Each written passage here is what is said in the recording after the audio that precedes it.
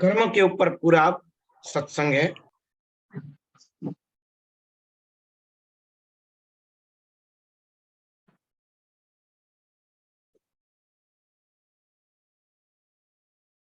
जैसे कठपुतली नट आदि के संकेत पर नाचती है, उसी प्रकार जीव को भी अपने कर्म के अधीन होकर सर्वत्र रहना पड़ता है। देवाधीन का अर्थ क्या होता है? हम सब देव के अधीन है। देव यानी नसीब, देव के अधीन है। पर देव किसके अधीन है? कर्म के अधीन। हम जैसा कर्म करेंगे वैसा प्रकृति हमें फल देने में बधी हुई है।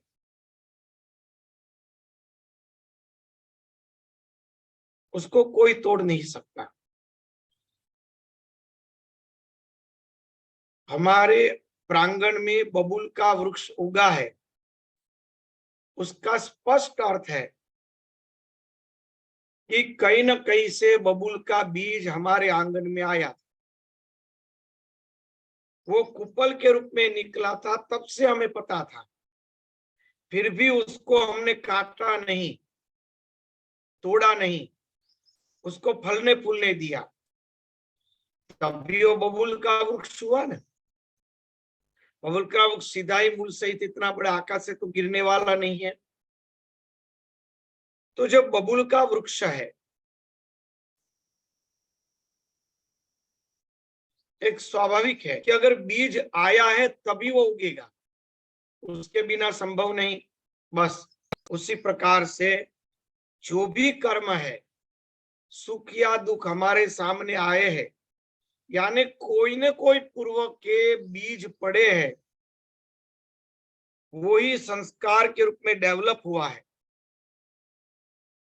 और वो डेवलप होके वही हमारे सामने वैसे व्यवहार, वैसे प्रसंग और धीमे धीमे करता वैसे प्रकृति हमारे सामने खड़ी कर कर उन्होंने ही रखी, जिसको हम कहते हैं देव। बहुत गहरी समझने जैसी चीज है, शांति से चिंतन कीजिए। देव, आज सुख हमारे सामने आया है तो हम लोगों का व्यवहार, ये बच्चा कौन है, उसको बैठा दो, सत्संग सुनो बेटा। आओ आओ सत्संग आओ, सुनो। भले भले सत्संग करे बच्चों को तो संस्कार मिलेंगे अब से, अभी से बड़ी अच्छी बात है। तो ये जो दैव है, जैसे कि कोई सुख है तो सुख पाने के लिए हमारे अंदर ऐसी एक बुद्धि थी, वो बुद्धि के बल पर हमने ऐसा लोगों से व्यवहार किया, हमने इस प्रकार के सत्कर्म किए, जिसके परिणाम से हम लोगों के सामने वैसा प्रतिबिंब पड़ता है समाज का, व्यक्तियों का, और उसके अंदर व्यक्ति उन्नति करता है और उस उन्नति में वो सुख प्राप्त करता है। तो क्या कहते हैं कि वे उसके भाग में सुख लिखा होगा, अंत में कहते हैं। पर भाग में लिखा है या नहीं? कर्म के आधार पर पूरा दैव बना ना। पहले उन्होंने वैसा व्यवहार किया होगा, वैसे सत्कर्म किए होंगे, उस प्रकार का उन्होंने उसकी बुद्धि, उसकी शारीरिक क्षमता सब वैसा बनाया होगा, तभी तो लंबे समय में उसके सामने सुख प्राप्त हुआ। वो है दैव। कई बार ऐसा होता है, ऐसी बुद्धि बनाई है, ऐसा शारीरिक क्षमता है, ऐसा व्यवहार है, फिर भी वो वस्तु नहीं मिली, तो उसका अर्थ है पूर्व कोई ऋणानुबंधन आपका पड़ा हुआ है, पूर्व में ऐसा कोई कृत्य पड़ा हुआ है जो उसको रोक के बैठा है, तो उसको भी दैव कहा जाता है। देव यानी पूर्व में बोए हुए कर्म के बीज का फल।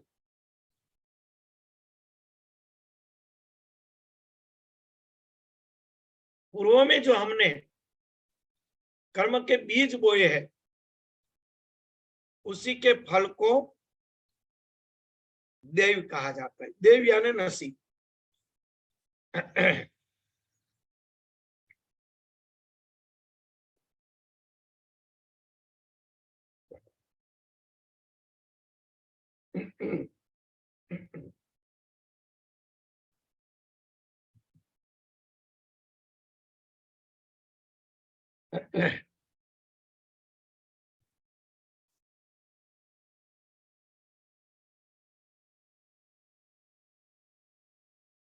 इसी प्रकार जीव को भी अपने कर्म के अधीन होकर सर्वत्र रहना। कर्म देव का परिणाम है। कर्म का परिणाम देव है, क्षमा, कर्म का परिणाम देव है, इसलिए कर्म के अधीन रहना पड़ता है। यानी कि जैसा कर्म हो गया वो वापस तो डिलीट हो ही नहीं सकता है। तो इसी प्रकार की प्रक्रिया है, जो हुआ सो हुआ। मोबाइल में तो चलो तो सिस्टम है कि एक मैसेज भेज दिए, 5 मिनट में कर डिलीट करना है तो डिलीट कर सकते हैं। और यहाँ तो भगवान ने ऐसी व्यवस्था की है, किया सो किया, डिलीट का कोई ऑप्शन ही नहीं। अगर उसको डिलीट करना है तो उसका एक ऑप्शन है, माला मंत्र जाप। जप करने लगो तो जितने तीव्र जप होंगे उतने तीव्र कर्म आपके डिलीट होने लगेंगे। तो जप डिलीट करने के लिए बड़ी अच्छी व्यवस्था है। तो जो कर्म है उसी का परिणाम है, इसलिए कहा कि उसी प्रकार जीव को भी अपने कर्म के अधीन होकर सर्वत्र रहना पड़ता है, चाहे इस जन्म के, पूर्व जन्म के या अनेक जन्म के। ऐसा भी नहीं है कि पूर्व जन्म के कर्म, अनेक जन्म पहले किया हुआ कर्म भी कर्म हमें लागू होता है। महाभारत में एक मंत्र है, सुबह को सूर्योदय से पहले रात्रि के समय किसी गैया ने अपने बछड़े को जन्म दिया। अभी पूरा उस बछड़े को माँ ने चाटा भी नहीं है, क्योंकि बछड़े को जन्म देने के बाद माँ उसको चाटती है, अभी उसको पूरा चाटा भी नहीं है। और वो गैया सुबह को, जो गैया का धन होता है, उसके अंदर चरने चली जाती है अपने बच्चे को छोड़कर। जो भी ताजा जन्मा हुआ बच्चा है, रात्रि के समय जन्मा था, वो पूरा घूम के जब आती है गैया शाम को, तो 1000 गैयों का झुंड है और उसके अंदर 200-300 बच्चे हैं, बछड़े हैं। फिर भी वो बछड़ा अपनी माँ के आंचल के पास ही जाकर खड़े हो। वो बच्चा अपनी माँ को पहचान जाएगा और माँ बच्चे को पहचान लेगी सूंघ के। जैसे शाम को 1000 गैया वापस आती है, मगर उसमें से वो बछड़ा, ताजा जन्मा हुआ बछड़ा भी अपनी माँ को पहचान लेता है। बस उसी प्रकार से हजारों जन्म के बाद भी कोई 2 व्यक्ति मिलेंगे तो उसके अंदर जो कर्म पूर्व के पड़े हैं वो तुरंत ही प्रकट हो जाएंगे। कर्म वहां पे काम करेगा। एक दूसरे के जो ऋणानुबंधन है वो तुरंत ही प्रकट हो जाएंगे, उसको खींच लेंगे। जैसे हम सब गीतों में इकट्ठे हो गए, कहीं न कहीं पूर्व जन्मों के अंदर एक दूसरों के ऋणानुबंधन थे, तो अपने आप सब गीतों में आ गए, सत्संग में मिल गए। तो ये क्या है, पूर्व में हम सब कहीं ना कहीं सत्संग कर रहे थे, कहीं ना कहीं अध्यात्म से जुड़े हुए थे, जो इस जन्म में भी प्रकृति ने समय आने पर खींच लिया। प्रकृति वो समय आने पर अपना काम करती ही है, उसको कहते देव। पर वो देव किसके अधीन है? कर्म किया। कर्म करना पड़ता है तब देव जागृत होता है और कर्म ही देव का निर्माण करता है। देव यानी नसीब। कर्म ही देव का निर्माण करता है, कर्म से देव जागृत होता है और कर्म से ही देव की वृद्धि होती है और कर्म से ही देव की निवृत्ति होती है। दूसरा एक उदाहरण दे।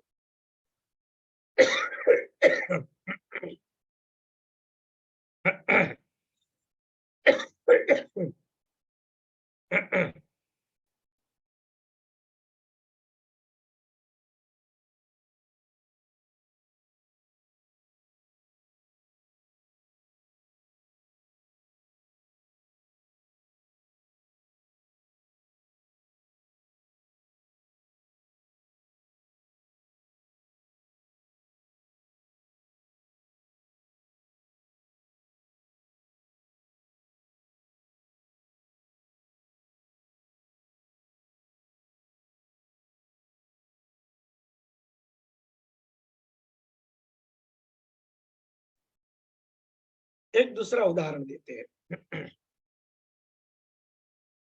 हमारे नसीब में यानी पूर्व जन्म के ऋणानुबंधन थे। गीतों सत्संग के साथ व्यक्ति जुड़ गया, बड़ा आनंद आ रहा था क्योंकि वह व्यक्ति जुड़ा, क्योंकि उसके पूर्व जन्म में कहीं न कहीं ऋणानुबंधन था, मगर उसकी प्रकृति में प्रमाद ज्यादा है। तो प्रमादी होने के कारण, कदाच वो प्रमाद के कारण वहां से अलग हो जाए, तो वो भी कर्म के कारण ही हुआ ना। पूर्व जन्म के ऋणानुबंधन के कारण गीतों में व्यक्ति खींच आया, परंतु उसके संस्कार के अनुसार, प्रमाद के अनुसार वो व्यक्ति फिर सत्संग में ध्यान न रखे, छप क्या कुछ करे नहीं, अपनी मनमानी से जिए, तो क्या होगा आगे? तो ये जो कर्म है वो भी उसके अंदर काम तो करेगा ही करेगा। जो पूर्व जन्म के सत्कर्म उसको यहाँ खींच लाए, मगर इस जन्म के प्रमाद रूपी कर्म है फिर से उसको यहाँ से अलग कर देगी। तो ये सब जो दैव है वो कर्म की रमत है। एक उदाहरण के रूप में हमने दिया था गीतोक्त रूपी। तो ये सब कर्म की रमत है, कर्म से प्राप्त होता है, उसको दैव कहा जाता है। पर प्राप्त होने के बाद अगर कर्म में भूल हुई तो देव जो है वो निष्फल हो जाता है। ये दोनों बात है।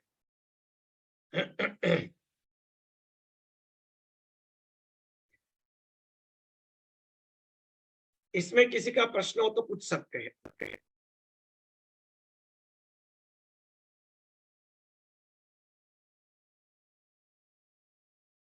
चलो आगे लेते हैं, प्रश्न है तो पूछ सकते हैं, पर आगे लेते हैं। स्वामी जी, जैसे जाप से कहते हैं कि हमारे साथ जो घटता है वही होता है जो अंदर संस्कार पड़े, जो कई जन्मों के हो सकते हैं ना। और जाप से वो क्या अंदर अंदर वो मिटते जाते हैं, हम भूल जाते हैं उनको, कि क्या होता है, कैसे वो नष्ट होते हैं? बहुत ही बढ़िया। मंत्र के द्वारा कर्म कैसे नष्ट होते, क्या है ना आपका ये तात्पर्य है? जी, वो पूरी रिदम, बहुत सूक्ष्म विज्ञान आज बताता हूँ, बड़े सूक्ष्मता से आप चिंतन कीजिएगा। बहुत ही गूढ़ विज्ञान है, आज का अच्छा विषय है। हम जो भी कर्म करते हैं, मैं जो कह रहा हूं उस एक एक शब्द को खास चिंतन कीजिएगा। हम जो भी कर्म करते हैं वो कर्म पर हमारे साथ एक मानसिकता जुड़ी रहती है हमेशा। या आनंद आता है या कष्ट होता है, दो मानसिकता जुड़ी हुई रहती है। तो मानसिकता जो जुड़ी हुई रहती है, वो मन के अंदर हमें जो भाव उत्पन्न होते हैं, वो भाव असल में क्या है? वो भाव असल में हमारे अंदर कर्म से द्रव्य प्रकट होता है, हमारे अंतःकरण द्रव्य स्त्रवित होता है। वो एक प्रकार का द्रव्य जब स्त्रावित होता है तो हमें अलग अलग प्रकार की फीलिंग्स शरीर के कोशों में और मन में उत्पन्न होती है। जैसा द्रव्य प्रकट हुआ ऐसी फीलिंग्स हमारे अंदर प्रकट हो जाती। तो वो द्रव्य जो है, कर्म तो पूरा हो गया, मगर द्रव्य क्या करेगा, हमारे लहू के अंदर, रक्त के अंदर वो अपनी छाप छोड़ के जाएगा। जैसे पानी झरने से बह रहा है, तो बहुत से पेड़ों के मूलों के पास से वो बह रहा है, तो जिन जिन मूलों के पास से, मूल के पास से बह रहा है, उनका क्षार, उनका रस उस पानी में मिलता रहता है। वो गुण धर्म आपको पानी में मिलेंगे। जिस प्रकार के जंगल की नदी होगी और जिस झरने नदी के पास जिस प्रकार के पेड़ ज्यादा रहेंगे, उसके क्षार और उसके गुणधर्म उस पानी में हमें मिलेंगे। क्यों?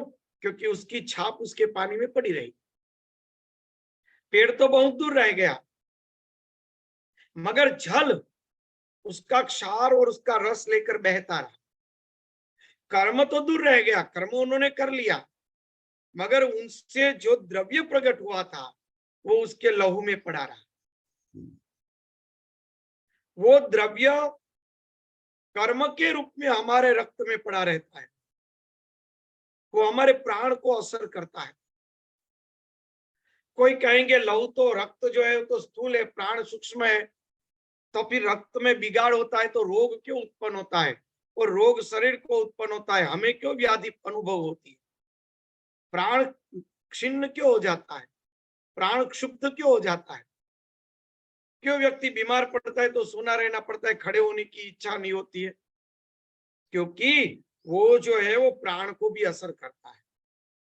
तो ये जो रक्त के अंदर अच्छे या बुरे जो द्रव्य प्रकट हुए हमारी भावनाओं के प्रभाव से, वो द्रव्य कर्म के रूप में रक्त के अंदर घूमते रहते, बार बार वो हमारे मस्तिष्क के अंदर उस प्रकार के प्रसंग की मांग करते हैं, उस प्रकार के व्यक्ति की मांग करते हैं, उस प्रकार के द्रव्य की मांग करते हैं, उस प्रकार के वातावरण की मांग करते हैं। बार बार बद्रीनाथ में दर्शन करने गए, अति दिव्य आनंद आ गया, तो वहां भी एक स्त्राव जरा भावावेश में आ गए भगवान को देखकर, वो भी स्त्राव हमारे लहू में रहता है। किसी के साथ झूठ या गलत काम किया तो वह तब भी हमारे अंदर स्त्राव प्रकट होता है, वो भी हमारे रक्त में रहता है। हर प्रकार के कर्म, किसी को दान दिया, किसी पे गुस्सा किया, किसी के लिए हमने गलत सोचा, किसी के साथ छल कपट किया, किसी की हमने सेवा की और किसी की मदद की। केवल आप एक गाड़ी में जा रहे हैं, बस में जा रहे, कोई बुजुर्ग या बीमार बेचारे बाजू में खड़े, हम खड़े हो गए और बुजुर्ग को बैठा दिया, उस समय हमारे हृदय में एक आनंद प्रसन्नता प्रकट हो गई, वो भी कर्म के रूप में आपके हृदय में स्थापित रहता है। उसी को कर्म का विधान कहते हैं, स्थापित रहता है। तो ऐसे जो कर्म है, किसी के साथ छल किया तो उस समय हमारे अंदर जो प्रकट होता है, तो वो सब हमारे रक्त के अंदर एक द्रव्य के रूप में विद्यमान रहता है और वो बार बार पुनरावर्तित होता रहता है। पुनरावर्तित, उसे कषाय कहा जाता है, पुनरावर्तन प्रक्रिया। तो हम जप करते हैं तो क्या होता है, जप एक वाइब्रेशन है। हाथ में माला सहित जप करने का विधान इसीलिए बहुत बड़ा विज्ञान है, क्योंकि हाथ से माला करेंगे तो स्पर्श का भी अनुभव रहेगा। स्पर्श यानी प्राण, प्राण की अभिव्यक्ति संवेदना है और मन की अभिव्यक्ति विचार है। माला हाथ से करते जाएंगे जप करते करते तो स्पर्श और विचार दोनों एक हो जाएंगे।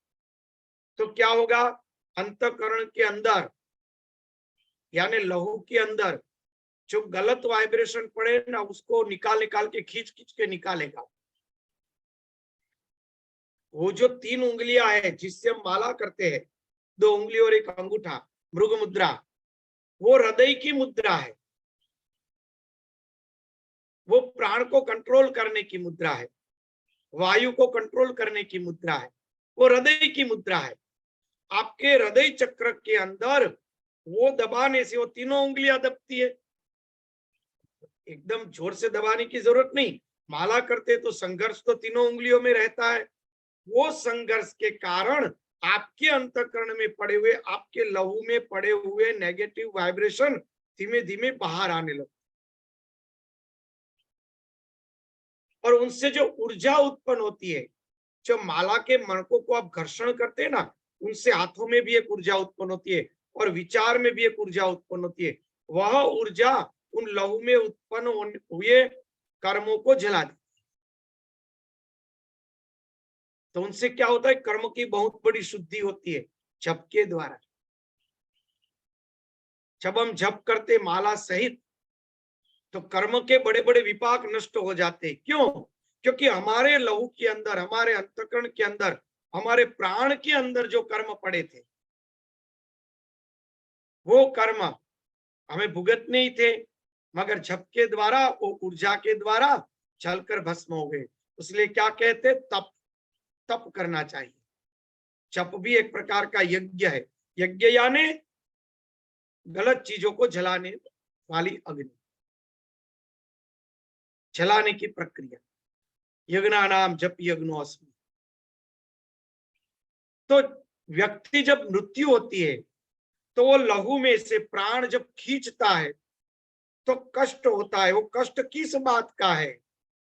जो रक्त के साथ प्राण ने अपने आप को एकत्व कर लिया है, मैं शरीर हूं, ये भावना है, और उनसे उन्होंने जो जो कर्म किए, वो सब कर्म के वाइब्रेशन वो प्राण खींच के इंद्रियों से बाहर निकले, और दूसरे जन्म में वो सब संस्कारों को लेकर फिर से जन्म धारण करेगा। वैसा शरीर, वैसी आकृति। क्या माँ कभी अपने बच्चे को अपंग जन्म देगी? क्या अपने बच्चे को काला जन्म देगी? क्या अपने बच्चे को कभी अंध या बहरा जन्म देगी? नहीं। तो किसने दिया?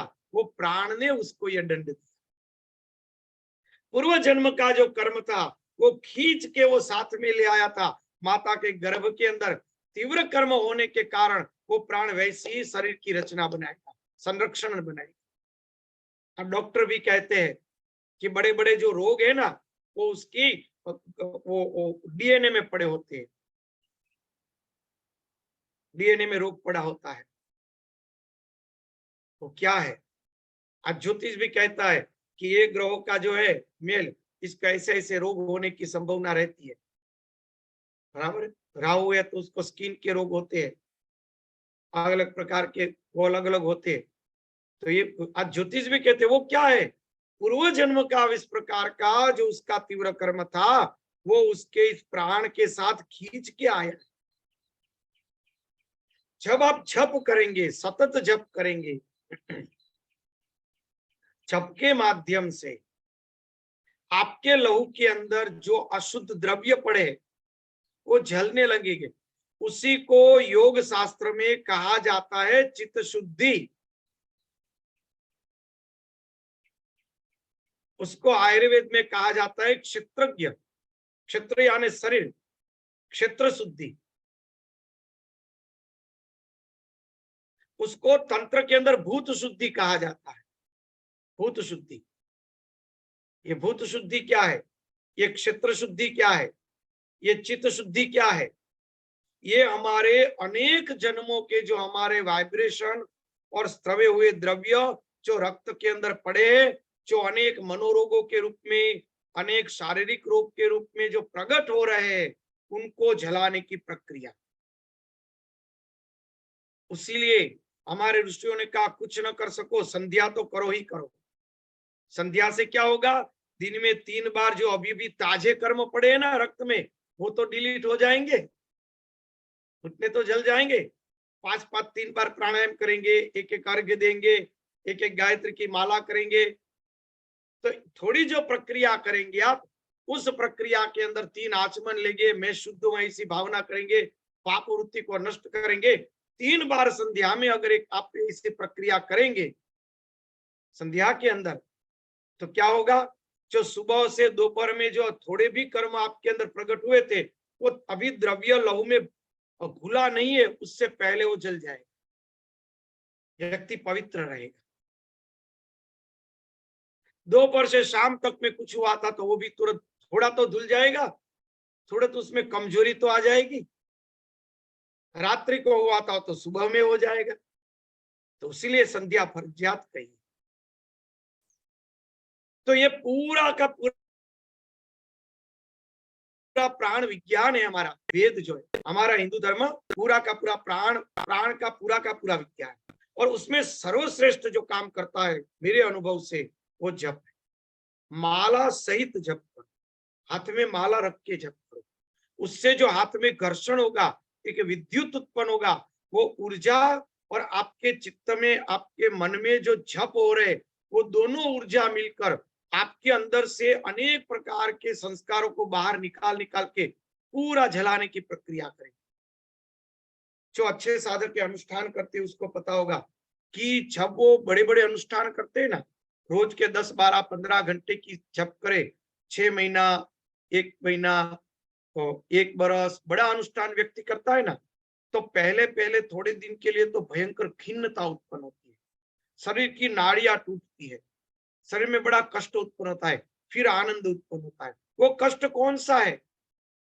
वो उसकी नाड़ी शुद्धि हो रही है, उसकी चित्त शुद्धि हो रही है, उसके नाड़ियों में से कर्म को खोल खोल के बाहर निकालते हैं और उसको जला देते। जैसे कृषि खेत को खेड़ता है, हल से खेड़ता है, हम गुजराती में खेड़ना कहते हैं, हिंदी में भी खेड़ी शब्द होता होगा, जो हल से पूरा का पूरा खेड़ लेता है, जोतता है, पूरा जोतता है, और जोतने के बाद उसमें पानी डालता है। पानी क्यों डालता है? केवल जोत ले तो नहीं चलेगा, पानी डालता है ताकि उसमें कोई बीज पड़े तो उग जाए, विकसित हो जाए। पानी डाल के थोड़े दिन पड़े रहने देना, जैसे ही बीज निकले फिर से पूरा खेत जोत लिया, यानी बीज नष्ट हो गए। बीज में से बीज प्रकट हो, उससे पहले उस बीज को नष्ट कर देना। ये प्रक्रिया समझ में आई?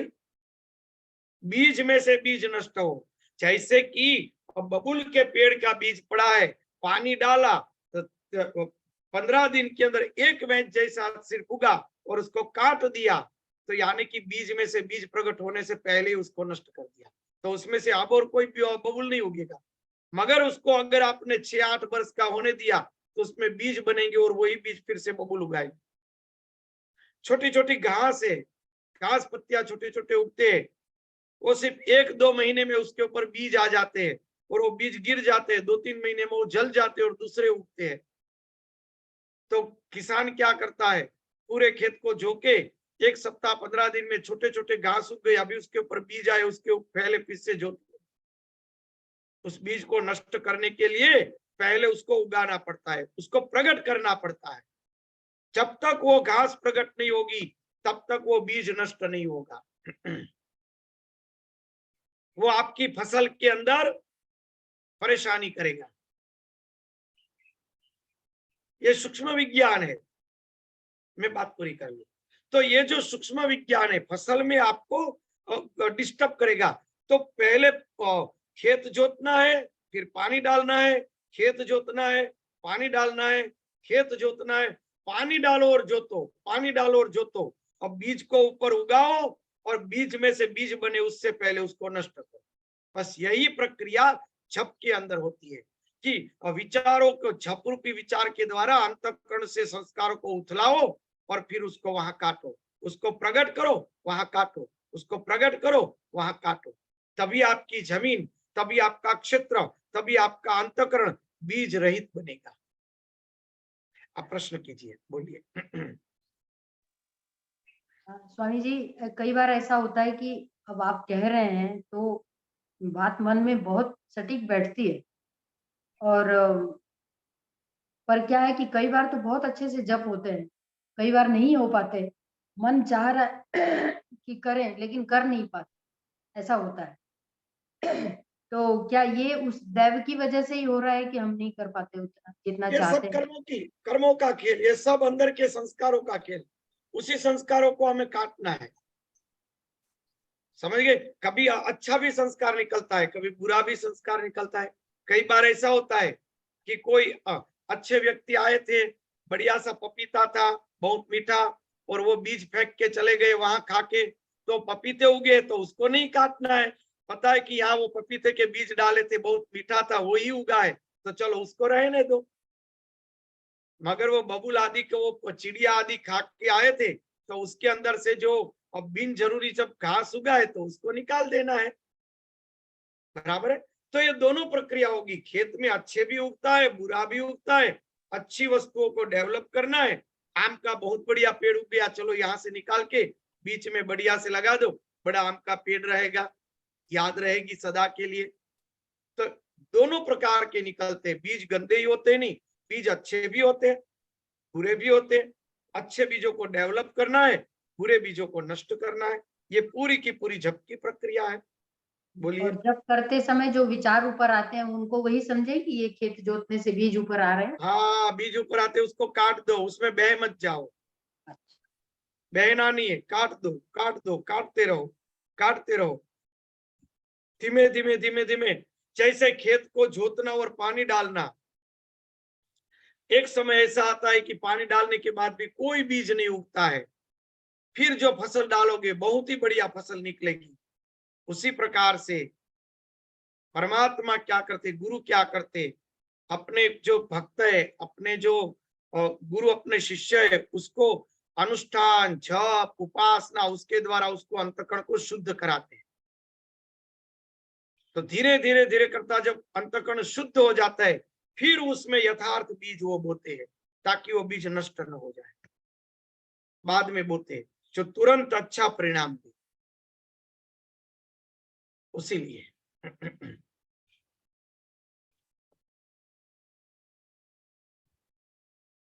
चलो, उसमें और भी किसी का प्रश्न हो तो कह सकते हैं।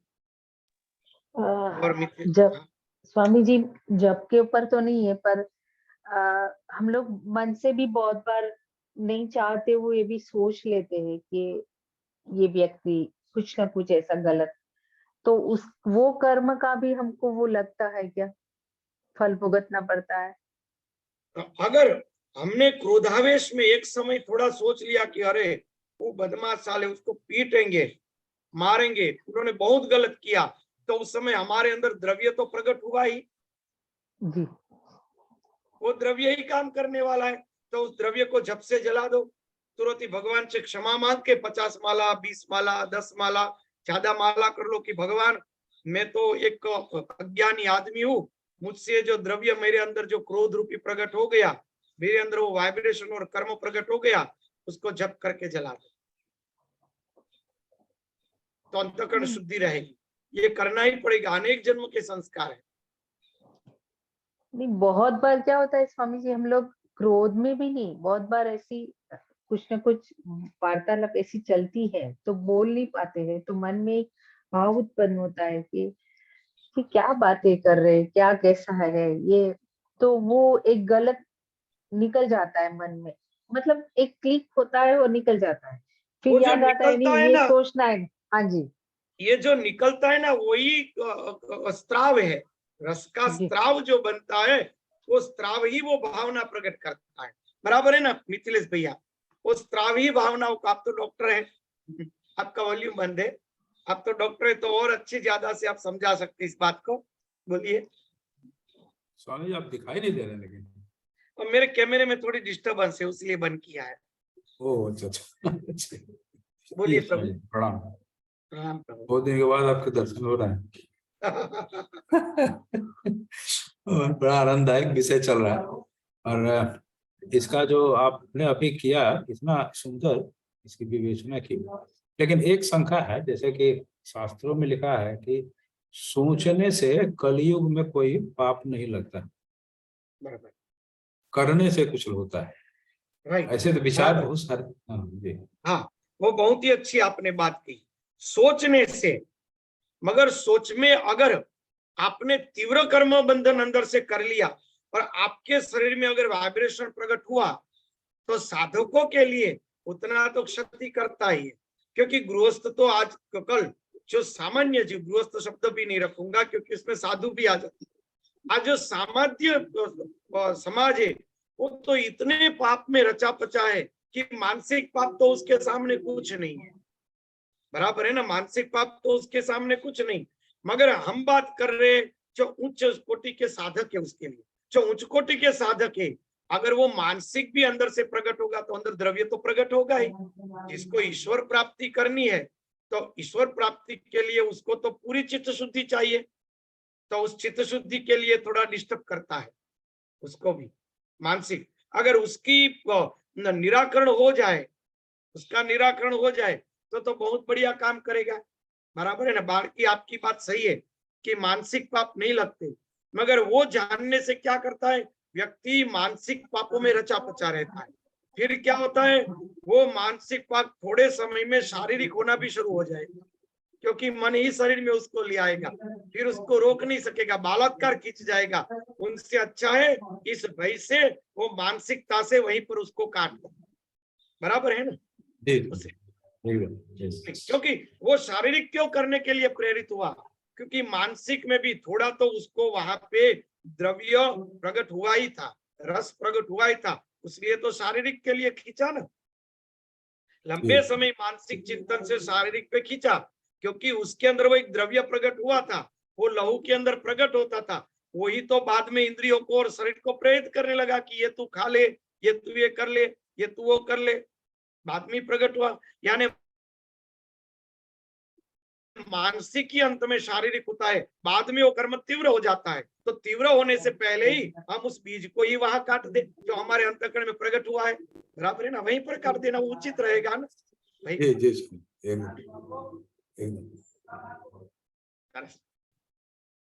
और तो ऐसे हम लोग आंख बंद करके भगवान के चरण का स्मरण करके और कृष्णार्पणम करके शांत हो जाते हैं। अगर कुछ इस तरह के भाव आते हैं, हाँ बहुत बढ़िया। हाँ कोई ना कोई कार्य तो प्रवृत्ति रहनी ही पड़ती है। जैसे कृष्णार्पण किया, बराबर, और कृष्णार्पण किया, वो प्रवृत्ति जो की वो भी एक प्रकार का कर्म है भगवान से जुड़ने का। वही कृष्णार्पण, कृष्ण शब्द तो जप ही है, जप के सिवा तो उसका नष्ट होना ही संभव नहीं। बराबर है। और तीव्र लगता है तो कोई भक्त जप भी करने बैठ जाते कि भाई तीव्र है, चलो उसके निमित्त थोड़ा जप कर ले तो अंतःकरण जल्दी से शुद्ध होने लगेगा। जप उसके लिए श्रेष्ठ वस्तु है। अंतःकरण में जो कोई भी संस्कार प्रकट होते उसको काटने के लिए जप से श्रेष्ठ कुछ नहीं। छकारो जन्म विच्छेदंती पकारो पाप नाशक जन्म कर्म हंतारम यस्मात् तस्मात् इति स्मृतः। जप किसको कहते, वेदों में कहा है। जप की व्याख्या है चकारो जन्म नाशक, चकारो जन्म विच्छेदंती पकारो प नाशक। जो जन्म का विच्छेदन करता है और पापों को नष्ट करता है, जन्म का विच्छेद कर, जन्म के कर्मों का विच्छेद करके जो पापों को नष्ट करता है उसको जप कहते हैं। जन्म कर्म हंतारम, जन्म लेने के लिए हमें जो बाधित कर्म प्रकट हो जाते हमसे भूल से, उस कर्मों को जलाने की प्रक्रिया उसको जप कहते हैं। जन्म कर्म हंतारम यस्मात् तस्मात् इति स्मृता, उसी को स्मृति ने जप कहा है। चकारो जन्म विच्छेदंती पकारो पपन पापनाशक जन्म कर्म हंतारम यस्मात् तस्मात् इति स्मृता। जप वो है जो हमारे जन्म के बंधन देने वाले, यानी कि दूसरे जन्म को प्रकट करने वाले कर्म है, उसको नष्ट करने में समर्थ। इसलिए जप श्रेष्ठ है। जप जो है वो जप उत्तम इसीलिए रहते, जप में इतना सामर्थ्य। मननात् त्रायते इति ही मंत्र, उसका अर्थ भी यही होता है। मन की जो त्राण है, मन के जो पाप है उसको नष्ट करने वाला है, उसको मंत्र कहते हैं। तो ये जो जप मंत्र जो है, जप है, उसमें कैसी ताकत है जो हमारे अनेक जन्म के कर्मों को जलाने का सामर्थ्य रखता है। इसलिए भगवान ने उसको यज्ञ कहा। जप अग्नि है। हम अखंड धुन करते थे, 6 वर्ष तक मैं अखंड धुन की एक गौरक्षा के लिए थी, माँ ने हमें रखा था वहां। तो रात को 8 बजे से सुबह को 6 बजे तक की धुन का कार्यक्रम मेरा रहता था। तो शरीर में इतनी ऊर्जा होती थी कि सहन न कर सको। जप से ऊर्जा उत्पन्न होती है, मैंने अनुभव किया है। गर्मी उत्पन्न होती है, पूरा शरीर इतना गर्म हो जाता है, ऊर्जा उत्पन्न होती है। इसलिए तो ब्राह्मणों को घी दिया जाता है ना। घी वाले भोजन क्यों दिए जाते हैं, क्योंकि वेद पाठ से, मंत्रों से ऊर्जा उत्पन्न होती है, और उस ऊर्जा के शमन के लिए उसको धृत वाला भोजन देना ऐसा शास्त्र में विधान है, इसलिए दिया जाता है। तो मंत्रों से जो ऊर्जा होती है वह ऊर्जा हमारे शरीर की नाड़ियों में कंपन पैदा करती है, और उस कंपन से क्या होता है, उस कंपन से अंदर अनेक जन्म के संस्कार प्रकट होते हैं कंपन से, और वो संस्कार प्रकट होके मंत्र के प्रभाव से वो जलकर भस्म हो जाता है। और ये कर्म को शांत करने की अति सरल प्रक्रिया है। चैतन्य महाप्रभु जी ने केवल एक ही प्रक्रिया दी, हमारे माँ ने भी यही कहा, केवल जप करते रहो सब अपने आप हो जाएगा। माँ ने क्या किया था, केवल जप, फिर भी इतनी बड़ी समाधि अवस्था माँ ने प्राप्त कर ली गृहस्थ में। माँ आनंदमयी ने क्या किया था, केवल जप, माँ सतत कर्म करते करते जप करती रहती, स्वाभाविक समाधि अवस्था प्रकट हो गई, केवल जप। शारदामणि देवी ने क्या किया, केवल जप, जो ठाकुर ने मंत्र दिया था वो मंत्र का सतत माँ जप करती रही, केवल जप। जप में अंदर इतना सामर्थ्य है कि अनेक जन्म के जो कर्म है, जैसे वो जोतने पर बीज बाहर निकलते हैं, पानी डालने पर उगते हैं और फिर से जोतने पर वो नष्ट हो जाते, उसी तरह माला के साथ जप करने पर हमारे लहू के अंदर जो वाइब्रेशन के रूप में जो कर्म पड़े, वो कर्म उथल उथल के बाहर निकलते हैं, और उस कर्म को हम जप के द्वारा जलाकर भस्म कर देते हैं। भगवान के मंत्र के द्वारा वो जलकर भस्म हो जाता है। भगवान के मंत्र का वही तो प्रभाव है। जब हमारा मन भगवान के मंत्र में लगेगा और वो कर्म प्रकट होगी तो वो कर्म जलकर भस्म हो जाएगा। बार बार यही प्रवृत्ति करते करते आप कहेंगे प्रश्न कि भाई कई बार ऐसा होता है उस कर्म को उतलते हुए कर्म में मन रहता है, जप में कर्म मन नहीं रहता है, तो भी वो काम का है। कभी पानी डाला, जोता, पानी डाला, कई प्रकार के धान उग गए, घास फूस उग गए, मगर अमुक घास फूस ऐसे थे जो बीज छोड़ के जाते, मगर दूसरी तीसरी चौथी बार में वो नष्ट हो जाते हैं ना।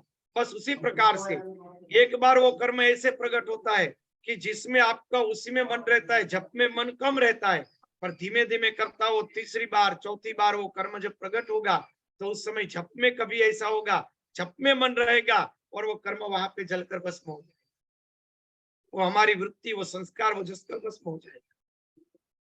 पर वो सतत करते रहने की प्रक्रिया है, सतत पर कर्म करते रहने की प्रक्रिया है। ये पूरे खेत में हम ये निश्चित नहीं करते कि भाई मूसाकर्णी नाम की जो वनस्पति है उसी को नष्ट करना है। जितनी भी वनस्पति उगी है उन सबको नष्ट करना है, जो घास फूस है सबको नष्ट करना है। बस जोतते जाओ, पानी डालते जाओ, जोतते जाओ, पानी डालते जाओ। जितने बीज पड़े होंगे वो बाहर निकलते जाएंगे, नष्ट होते जाएंगे। एक बार में तो सब नष्ट नहीं होंगे। उसी तरह जप करते जाओ, जप करते जाओ, और भले ही कर्म उत्पन्न होते जाए, जप करते जाओ, भले ही संस्कार प्रकट होते जाए। धीमे धीमे धीमे 1 घंटा जप किया, उसके अंदर जितने भी कर्म संस्कार प्रकट हुए उनमें से 5% संस्कार तो जलेंगे। अरे 1% संस्कार जले तो भी हमारा कल्याण है। 1% से कम जले तो भी कल्याण है। हम तो रोज जप करने ही वाले। धीमे धीमे धीमे 20 बरस, 30 बरस, 50 बरस उसमें परिवर्तन आएगा ही आएगा। वो संस्कार जलेंगे ही जलेंगे। कहाँ जाएंगे, चलो कहाँ जाएंगे। इस बार पानी ले रहा बीज निकल गए, दूसरी बार पानी ले रहा बीज निकल गए, तीसरी बार निकल गया। कभी तो हल्के न साथ आ जाएगा, कभी तो वो नष्ट हो जाएगा, कभी ना कभी तो झपकी टक्कर में आ जाएगा और नष्ट हो ही जाएगा। बस बड़ी सूक्ष्म प्रक्रिया है। कुछ न करो, सतत जप करते रहो, सतत। केवल 1-2 घंटे से इतना काम नहीं बनेगा। अगर यथार्थ में काम करके दिखाना है तो कम से कम 10-15 घंटे करो, दिनों तक करो, तो बहुत बड़ी क्रांति घट जाएगी, बहुत बड़ी। पर 1 घंटे भी करते रहे तो वो भी काम का ही है। हर रोज 1 फुट गड्ढा खोदते रहे तो 10 बरस में तो पानी निकलेगा 10 बरस में तो कुआं हो जाएगा। भले ही एक साथ 5-7 लोग और पूरे कुल्हाड़े लेकर लग गए और 1 महीने में कुआं बना लिया था, पर कोई व्यक्ति 1 फुट ही खोदेगा तो चलो कोई बात नहीं, मिट्टी उड़ उड़ के थोड़ी वापस भी आती जाती है, 1-2 इंच कम हो जाता है, कोई दिक्कत नहीं। खोदते रहो खोदते रहो खोदते रहो, ऐसे करते करते 10 बरस में भी कुआं तो होगा ही होगा, जाएगा कहाँ? तो तब 10 बरस के बाद पानी निकलेगा, क्या चिंता है?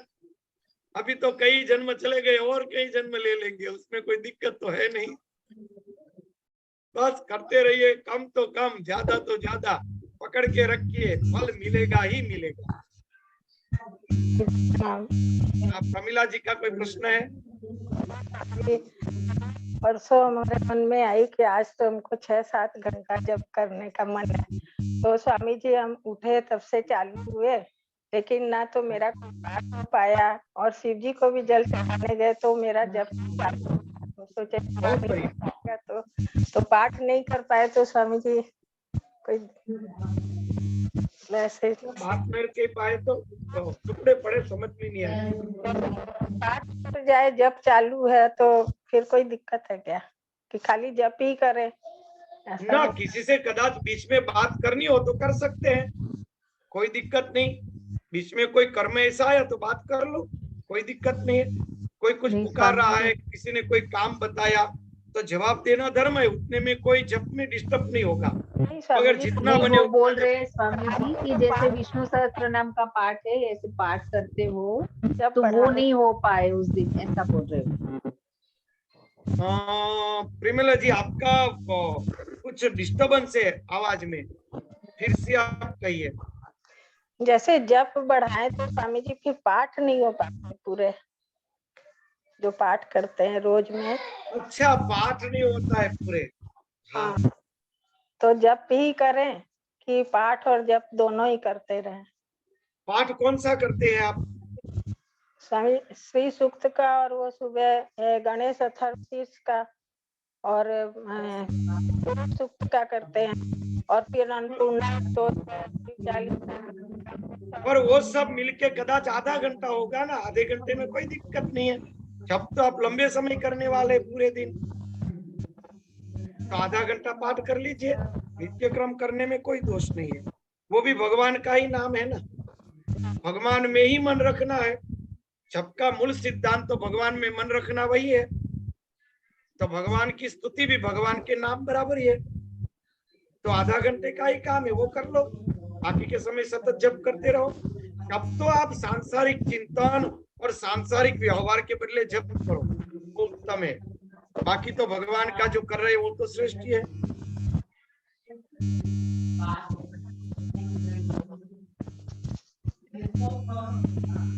और कोई प्रश्न?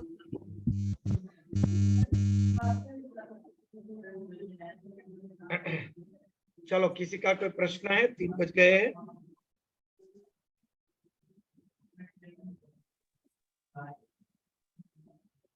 कल फिर से कर्म के ऊपर लेंगे। किसी का प्रश्न हो तो कल ला सकते हैं।